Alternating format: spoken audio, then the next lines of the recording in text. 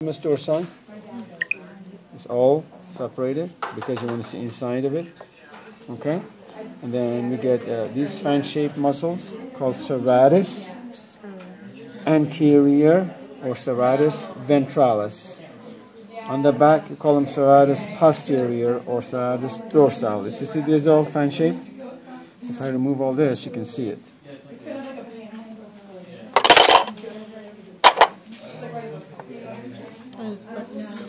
Yeah.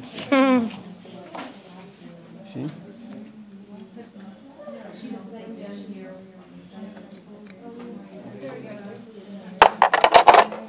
These are serratus posteriors. The muscle that comes from the scapula, this one, is called intercostal muscles.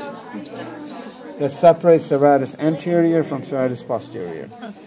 And then there's this muscle here in front of serratus anterior, this one, called scalenus group. So scalenus muscle, serratus anterior, intercostal muscle, serratus posterior.